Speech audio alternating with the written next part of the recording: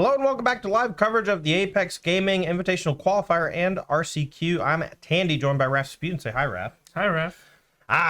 Back to normal. Let's go. All right. We have one round already down, but we're about to start round number 2. We have a juicy one for you. Elliot, tell us about the matchup. Yeah, so this is going to be Jacob Heckert and Dylan Pettit.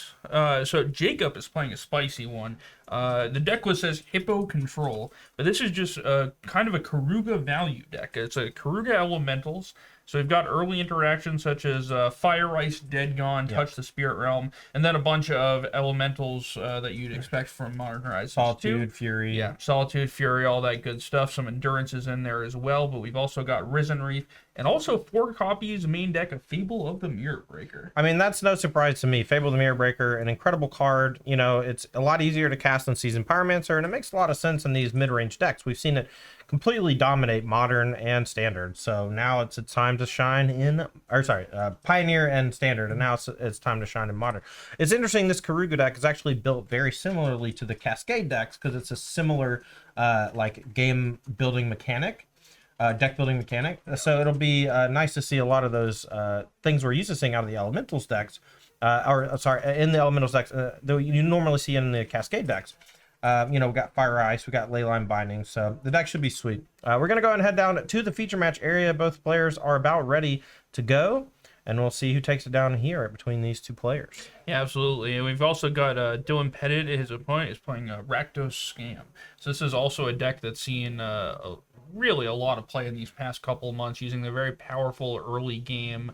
And here we see the Scam on turn 1. We see Fury evoking Fury, and that's going to be responded to. I believe that's Undying Malice or Feigned Death. One of the two. Also Japanese lovers here. If I'm not mistaken, they do exactly the same thing. I played the deck at F&M last night, and I read them both like 18 times to make sure.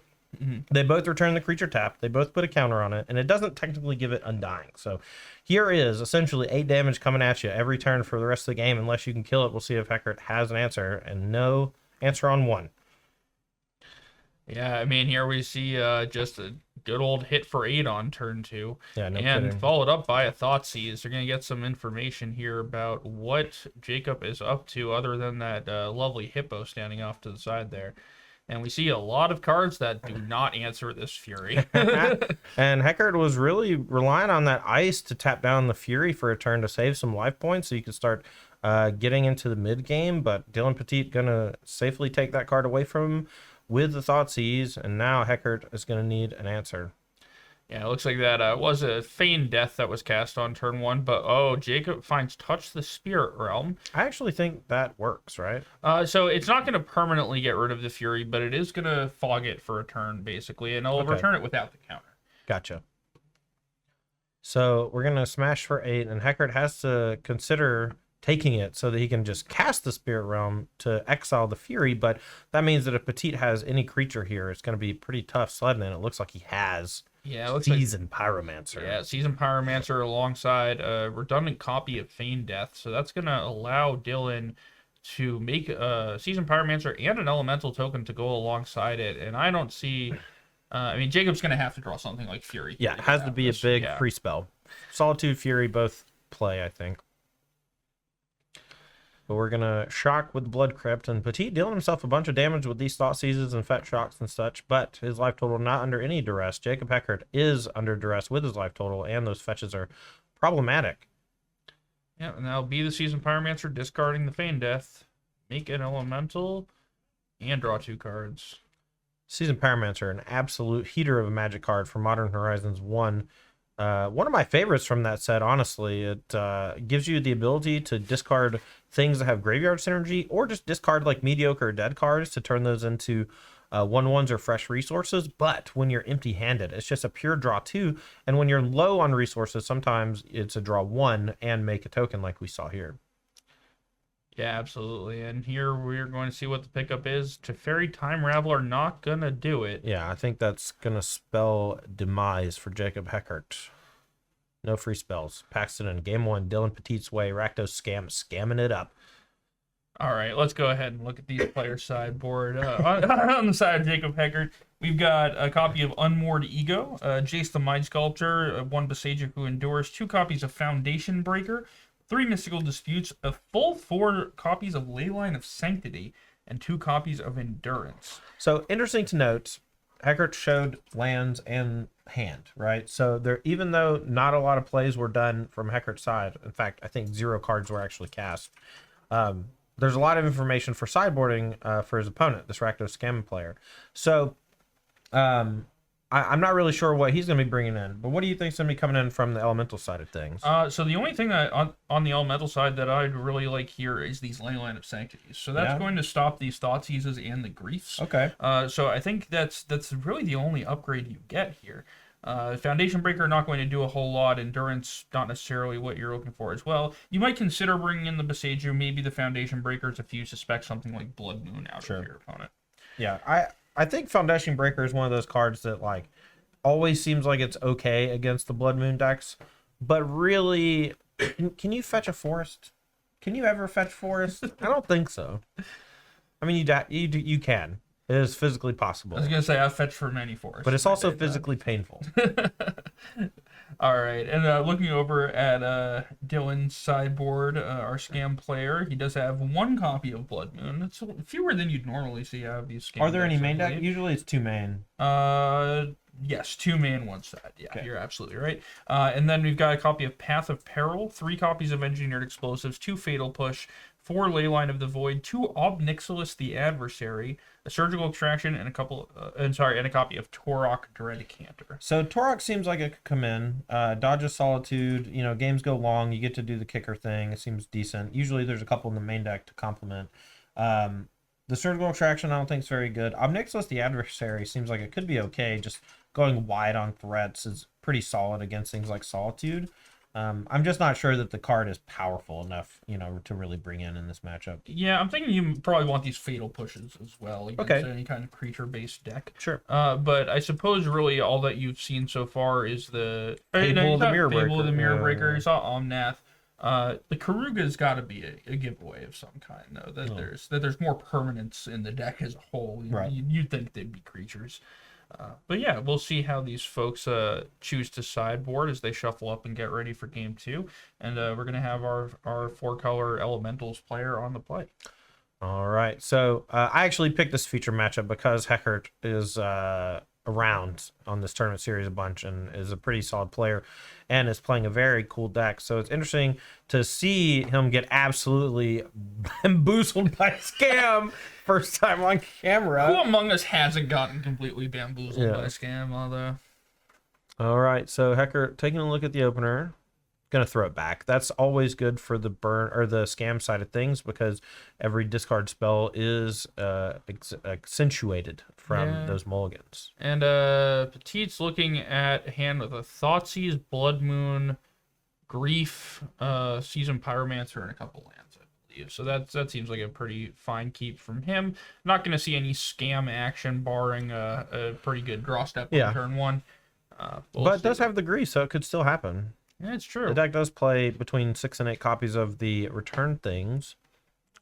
Yeah, let's see how many Dylan's opted to go with today. All right, looks like Jacob did board in Jace the Mind Sculptor, so valuing that attrition battle later in the game, that card can draw him out of getting scammed once he has established some sort of board position, but it is expensive. He's going to go ahead and put it on the bottom of the deck.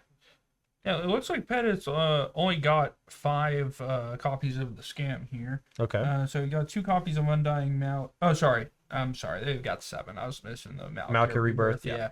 That one's always easy to miss because it doubles as a mana base, or part of the mana base. Thoughtseize here from Petite. It's going to take a look at a hand of 2 Risen Reef, Fury, Cavern Plains.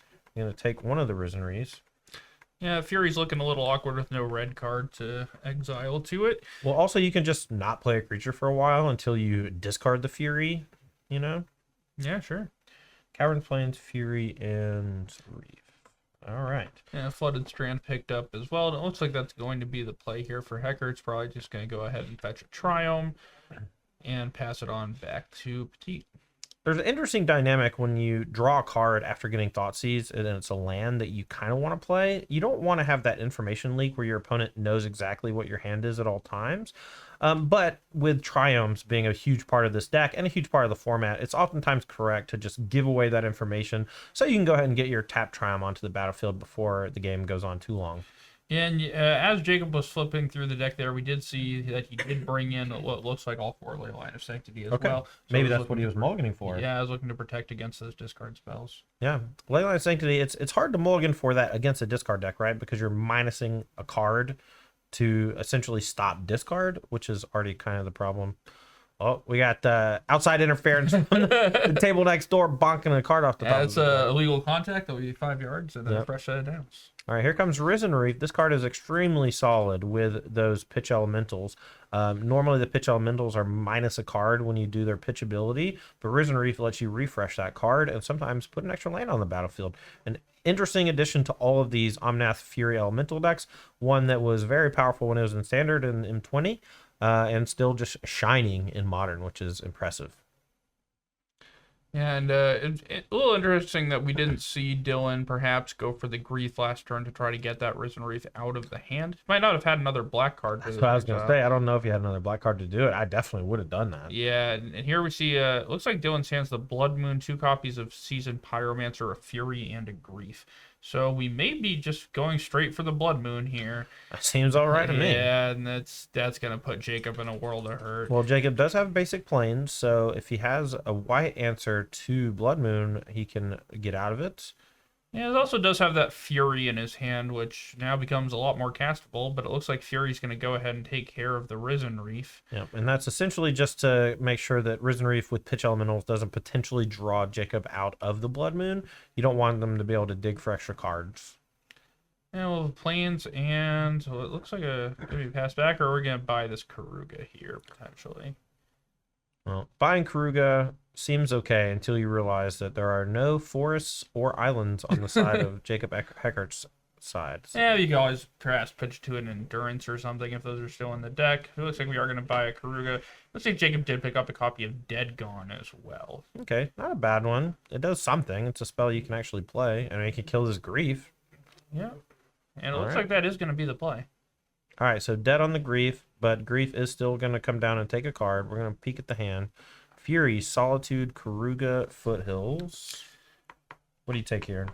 I think if I'm in Dylan's spot, I think I'm incentivized to take the Fury here. That's the castable spell, and it looks like that is going to be the take as well. All right, so just Solitude, Keruga, and a land, but under Blood Moon, not a whole lot going to be going on for Heckert's side of things. You have to imagine Dylan's definitely in the driver's seat for the rest of this game. Oh, absolutely. He's got a copy of Seasoned Pyromancer left over, as well as a Terminate. Jace the Mind Sculptor, the pickup, not going to be castable for a while there. Jacob's really looking probably for something like a Touch of the Spirit Realm in addition to a white card here, so they can potentially get a couple uses out of that Solitude. Touch of Spirit Realm has been really impressive in these Keruga decks in various formats. People have been playing it a bunch in Pioneer as well, and not only can you blink your own creatures to like protect them from removal, but you can just cast it as Oblivion Ring to exile your opponent's creature. It's such an awesome card. Now to note, I think it's just creatures and enchantment, so it's not quite a Oblivion Ring actual, but it still deals with Blood Moon, so that would be a great draw here. Absolutely. It looks like Dylan did pick up a copy of Ob Nixilis as well as another Fury, and we're going to see that Ob Nixilis come down and Casualty is the mechanic from Streets of New Capenna, sacrificing an elemental token and making a second copy of Ob Nixilis. Those are going to threaten to end this game very quickly. That plus ability dealing Jacob 2 damage each time. Yeah, 2 damage per or a potential discard, and it just depends on if Heckert wants to just like preemptively discard things he can't cast. But if you start doing that, like once you are able to eventually get out of Blood Moon lock, you're just not gonna have any cards in hand. So, Yeah, I mean, here we're just seeing the flip side of this Rakdos scam deck, right? Right. Like, we didn't have the scam draw, no, egregiously powerful things. are to you do in telling the me first Blood couple Moon's turns. not scam? Blood Moon's a you- little scam. Yeah, Yeah, scam, you're right. Scam major. Scam on turn 3 as opposed to scam on turn 1. Yeah. But now we've just seen these 4-color elementals decks not able to do much. Ragavan's going to join the crew as well and crash in, and Jacob's going to need something good, and he's going to need it yesterday. All right, draws the cycling. Or sorry, that's a reveal off of Ragavan. So we're gonna go back to Hector's turn. We're gonna draw. We're gonna see if we can find an answer. Fire Ice, not great. Can cast fire to kill Ragavan mid attacks. I almost wonder here if it's worth trying to ice and to try to find something. Oh, like, ice? You want to ice something? like Touch of the Spirit Realm. Yeah. Like if Yeah, you're with your blue mana. Oh, that's a good point. Might not work. All right, so fire gonna be the play once Dylan decides to dash this Ragavan. If there is no dash Ragavan, this could be a weird spot. I say But personally, I'd love to ice, but Yeah. I guess Blood Moon has other ideas. Blood Moon, look, we all get Twitch chat view every now and then, okay? Aspiring Spike literally has a command that just says there's a Blood Moon in play. Like, it's just, Blood Moon blindness. Decides to go after the Ragavan with the Solitude. Could have targeted the Seasoned Pyromancer to exile it and then used fire to kill the token and the Ragavan. Yeah, So a little bit of a misstep. this is a pretty big misstep, if you ask me. Maybe just click the wrong button, IRL misclicks happen, It's an epidemic. Can't cast the. Oh no, there we go. There's the Yeah, treasure. has attack the treasure. So Yep. slight misstep, cost him the treasure. Gonna discard Fury, make another token, draw a card. But under Blood Moon, I think Hector's just dead. No Always cards. gonna in draw hand. 2 cards actually. Season Pyromancer draws 2 cards every time, regardless of how many cards you discard. All right, cycle. And nothing. Heckert locked out of Blood Moon. Dylan Petit able to clean it up with basically anything. You're seeing Ob Nixilis do some work, but any threat would have been good enough.